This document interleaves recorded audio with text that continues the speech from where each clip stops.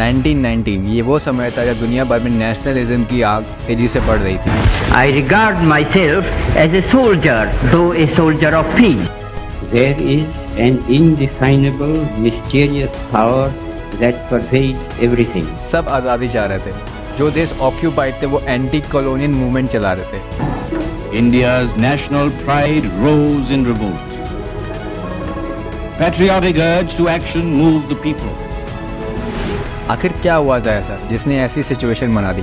आइए जानते हैं सब कुछ बहुत आसानी से एक कहानी के जरिए।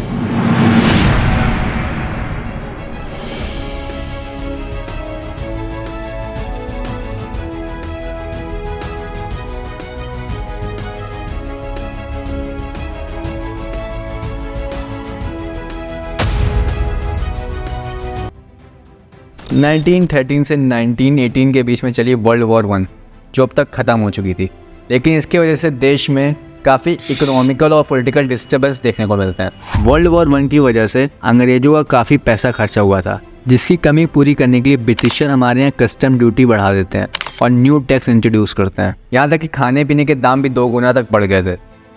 गांव वालों के बीच में काफ़ी गुस्सा देखने को मिलता है, क्योंकि ब्रिटिशर की तरफ से गांव वालों को ज़बरदस्ती उनकी आर्मी में भर्ती करने के लिए कहा जाता है। आगे 1918 से 1919 और 1920 से 1921 तक भारत में एग्रीकल्चर सेक्टर फेल हो जाता है, जिसकी वजह से लोगों को और हार्डशिप देखना पड़ रहा था।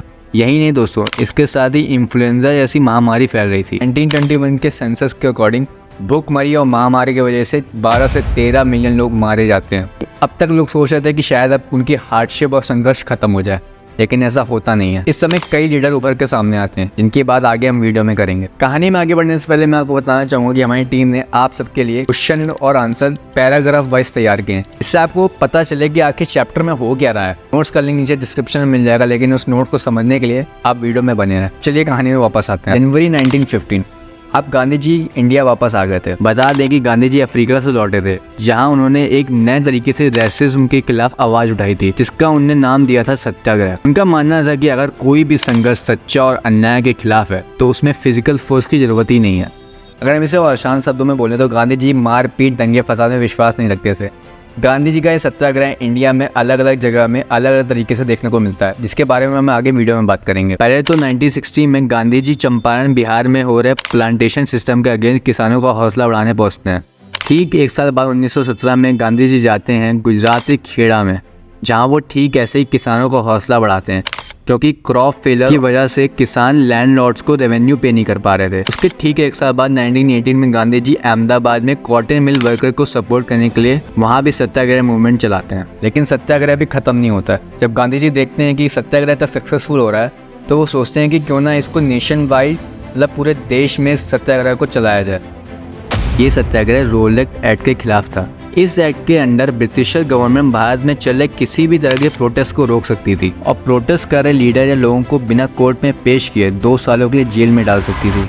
इस एक्ट की वजह से लोगों के बीच में बहुत गुस्सा देखने को मिलता है। 6 अप्रैल 1990 को हड़ताल घोषित कर दिया जाता है। इस दिन रोलेट एक्ट के खिलाफ खड़े लोग अपनी दुकानें बंद कर देते हैं। रेलवे वर्कर्स की भी स्ट्राइक देखने को मिलती है, जिसकी वजह से रेलवे, टेलीग्राफ सब कोलैप्स हो जाता है। ये सब होता हुआ देख British government as a result सभी लोकल लीडर्स को अमृतसर से उठा के जेल में डाल देती है। 10 अप्रैल को पुलिस अमृतसर में पीसफुल कम्युनिटी में ओपन फायर कर देती है, जिससे भड़के लोग पोस्ट ऑफिस, बैंक और रेलवे में अटैक कर देते हैं। इसके बाद ये सब देखते हुए ब्रिटिशर मार्शल लॉ लगा देते हैं और ब्रिटिशर की तरफ से जनरल डायर कमान संभालते हैं। लेकिन इसके बाद जो होता है उसकी कल्पना किसी ने भी नहीं की होती है। ठीक 3 दिन बाद 13 अप्रैल 1990 को, जिस समय अमृतसर में जलियांवाला बाग में बैसाखी का मेला लगा हुआ था। जैसे अक्सर त्योहारों में होता है, वैसे ही कई लोग बैसाखी का मेला देखने के लिए आए हुए होते हैं। क्योंकि जहाँ पर ये मेला लगा हुआ था वो जगह शहर से बाहर थी, तो वहाँ पर आए लोगों को ये नहीं पता था कि यहाँ पे मार्शल लॉ लग गया है। जनरल डायर जो पहले से गुस्से में था कि इंडियंस ने उनके खिलाफ प्रोटेस्ट किया है, वो जब देखता है कि इतने लोग एक साथ जलियांवाला बाग में आए हुए होते हैं, जनरल डायर ने उस ग्राउंड के चारों तरफ के गेट बंद करवा दिए, जिससे कि क्राउड भाग ना सके, और उसने अपनी आर्मी को कह के अंधाधुंध गोलियां चलवा दी।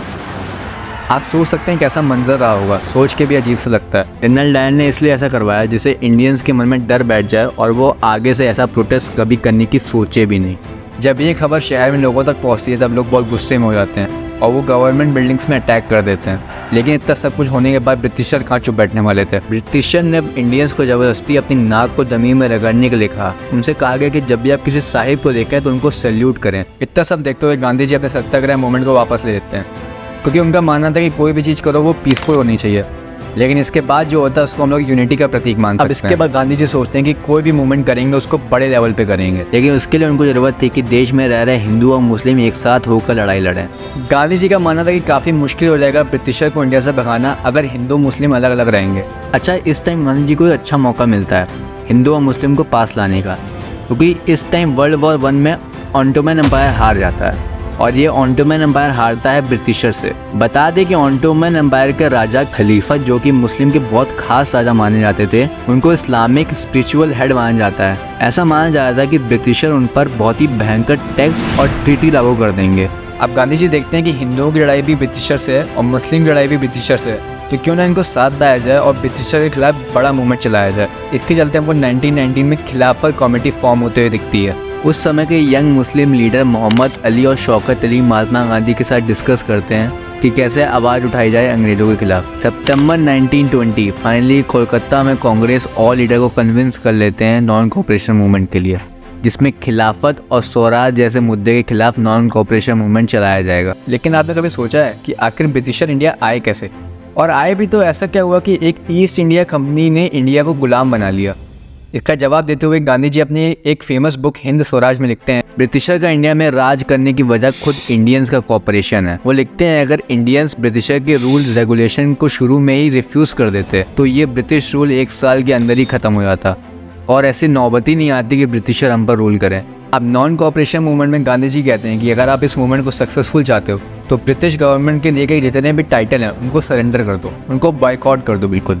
और आगे गांधी जी कहते हैं कि अगर ब्रिटिश गवर्नमेंट हमारे इस एक्शन पर कुछ करती है तो हम फुल सिविल डिसोबीडियंस कैंपेन चलाएंगे। लेकिन उस टाइम को टेलीफोन या व्हाट्सएप तो होता नहीं था, तो अब इस नॉन कोऑपरेशन की खबर शहरों तक कैसे पहुंचे? इसके लिए 1920 में गर्मियों के समय गांधी जी और शौकत अली निकल पड़ते हैं भारत के हर एक कोने में इस नॉन कोऑपरेशन मूवमेंट को प्रचार करने के लिए। लेकिन इसी बीच हमको देखने को मिलता है कि इंडियन नेशनल कांग्रेस बिल्कुल खुश नहीं थी नॉन कोऑपरेशन मूवमेंट से। इसकी भी कई वजह बताई जाती हैं। पहले क्योंकि उस साल नवंबर 1920 में काउंसिल इलेक्शन थे। कांग्रेस का ऐसा मानना था कि अगर ब्रिटिशर की हर एक चीज़ को बॉयकॉट कर दिया जाएगा तो इसका असर इलेक्शन में देखने को मिल सकता है, और अगर कांग्रेस ये इलेक्शन जीत जाती है तो पावर में आकर वो ब्रिटिशर की कुछ पॉलिसी को चेंज करने के लिए बोल सकती है। और दूसरा, इस नॉन कोऑपरेशन मूवमेंट से देश में वायलेंस बढ़ सकता है। लेकिन कुछ बातचीत के बाद दिसंबर 1920 में नेशनल कांग्रेस इस मूवमेंट को सपोर्ट करने के लिए हाँ बोल देती है। अब गांधी जी को हिंदू मुस्लिम और INC सबका सपोर्ट मिल चुका था। फाइनली वो घड़ी आ गई थी। जनवरी 1921 नॉन कोऑपरेशन मूवमेंट को चलाया जाता है। इस मूवमेंट का देश में अलग अलग जगह अलग अलग असर देखने को मिलता है। इस मूवमेंट का बहुत पॉजिटिव इम्पैक्ट देखने को मिलता है, जैसे शहरों में मिडिल क्लास के बच्चे स्कूल कॉलेज जाना छोड़ देते हैं, टीचर और हेडमास्टर स्कूल से रिज़ाइन कर देते हैं, लॉयर तक अपनी लीगल प्रैक्टिस छोड़ देते हैं। बस मद्रास को छोड़ के देश में हो रहे काउंसिल इलेक्शन को बॉयकॉट कर दिया जाता है। फॉरेन गुड्स बॉयकॉट होते हुए दिखते हैं और लोगों को लिक्कर शॉप में जाने के लिए मना कर दिया जाता है, और यहाँ तक फॉरेन क्लॉथ को जला दिया जाता है। अब इसी बीच चल रहे नॉन कोऑपरेशन मूवमेंट की वजह से ब्रिटिशर को काफ़ी नुकसान देखने को मिलता है। फॉरेन से आ रहे कपड़े की दर 1921 से 1922 के बीच में आधी हो जाती है। भारत में रह रहे मर्चेंट और ट्रेडर फॉरेन क्लॉथ लेना और बेचना बंद कर देते हैं। वहीं हमको देखने को मिलता है कि कैसे production of India textile mills बढ़ने लगती हैं, मतलब कि स्वदेशी कपड़ा ज़्यादा बिकने लगता है। लेकिन दोस्तों, नॉन कोऑपरेशन मूवमेंट का पॉजिटिव इम्पैक्ट बहुत ज़्यादा दिनों तक नहीं टिकता है। धीरे धीरे नॉन कोऑपरेशन मूवमेंट धीमा पड़ने लगता है और इसकी भी कई वजह बताई गई हैं। पहले तो स्वदेशी कपड़ा खाड़ी क्लॉथ बहुत महंगा होता है, इसकी वजह से मिडिल क्लास और गरीब लोग इसको खरीद नहीं पा रहे थे। दूसरा, भारत में इतने इंडियन इंस्टीट्यूट नहीं थे, जिसकी वजह से स्टूडेंट्स और टीचर को पढ़ने और पढ़ाने में दिक्कत हो रही थी, इसलिए वो सब अपना स्कूल कॉलेज ज्वाइन कर लेते हैं, और ऐसे ही लॉयर भी कोर्ट को वापस ज्वाइन कर लेते हैं। ये तो थी शहर की बात। लेकिन नॉन कोऑपरेशन मूवमेंट गाँव में अलग तरीके से देखने को मिलता है। गाँव में ये नॉन कोऑपरेशन मूवमेंट 2 ग्रुप चला रहे होते हैं, एक तो पीजेंट किसान और दूसरा ट्राइबल यानी आदिवासी लोग। यहाँ पर अवध के किसान बहुत परेशानी में देखने को मिलते हैं, क्योंकि उस टाइम बड़े बड़े लैंडलॉर्ड इन पर भारी टैक्स लगाते थे, और कभी कभी तो ऐसा भी होता था कि किसानों से वो फ्री में काम कराते थे। इसमें गुस्साए किसानों की 3 डिमांड होती है। कि पहले तो उनका लैंड रेंट कम कर दिया जाए, दूसरा जो हमें यहाँ फ्री में काम करने को कहा जाता है उसको ख़त्म किया जाए, और तीसरा जितने भी लैंडलॉर्ड है इनका पूरी तरीके से बाइकआउट कर दिया जाए। इन सब के बीच एक लीडर उभर के आते हैं जिनका नाम होता है बाबा रामचंद। बाबा रामचंद के बारे में बता दें कि एक सन्यासी थे जिन्होंने फिजी में एज अ लेबर काम किया होता है, तो वह समझ सकते हैं कि कैसे सिचुएशन से किसानों को गुजरना पड़ता था। बाबा रामचंद इस नॉन कॉपरेशन मूवमेंट को एक अलग मोड़ दे देते हैं। वो कहते हैं नाई धोबी बंद। बाबा रामचंद इन किसानों से बोलते हैं कि जो इन लैंडलॉर्ड की दाढ़ी बनाता है बिल्कुल बंद कर दो, वो जो बाल बनाता है बिल्कुल ख़त्म कर दो, इन लैंडलॉर्ड के बाल ही मत बनाओ, जो इनके कपड़े धोता है वो भी करना बंद कर दो, इनके साथ बिल्कुल नॉन कोऑपरेट करो, इनका कोई भी काम मत करो आप। अब इसके बीच हमारी कहानी में एंट्री होती है पंडित जवाहरलाल नेहरू की। बाबा रामचंद और जवाहरलाल नेहरू मिलकर जून 1920 में एक सभा बनाते हैं, इसका नाम रखा जाता है अवध किसान सभा। इस सभा का इतना पॉजिटिव इम्पैक्ट देखने को मिलता है कि एक महीने के अंदर इस सभा के आसपास के गाँव में 300 ब्रांचें खुल जाती हैं। अभी तक तो यह मूवमेंट बहुत पीसफुल चल रहा था, लेकिन धीरे धीरे किसानों का गुस्सा देखने को मिलता है। धीरे धीरे ये मूवमेंट वॉयलेंट हो जाता है। किसान और छोटे छोटे पीजेंट लैंडलॉर्ड के घरों में हमला कर देते हैं, बाजारों को लूटा जाता है, जितनी भी फसल होती है उनका अनाज एक जगह पर इकट्ठा कर दिया जाता है, और वहाँ के लोकल लीडर अफवाह फैला देते हैं कि गांधी जी ने कहा है कि बड़े किसान अपनी ज़मीन छोटे किसानों में बांट दें। वहीं दूसरी तरफ आदिवासी भी आंध्र प्रदेश के गोदाम हिल्स में ब्रिटिशर के खिलाफ अपनी लड़ाई लड़ रहे होते हैं। लेकिन आप जानते होंगे कि आदिवासी की आधी लाइफ तो फॉरेस्ट पे डिपेंड होती है, लेकिन उनका फॉरेस्ट या जंगल में जाने पर ब्रिटिशर ने रोक लगा दी थी। और यही नहीं, आदिवासी को फोर्स किया जाता था कि ब्रिटिशर के लिए वो फ्री में काम करें, जिसकी वजह से आदिवासियों के अंदर काफी गुस्सा देखने को मिलता है। अब इसी बीच हमारी कहानी में एक और हीरो की एंट्री होती है जिसका नाम होता है एलोरी सीताराम राजू।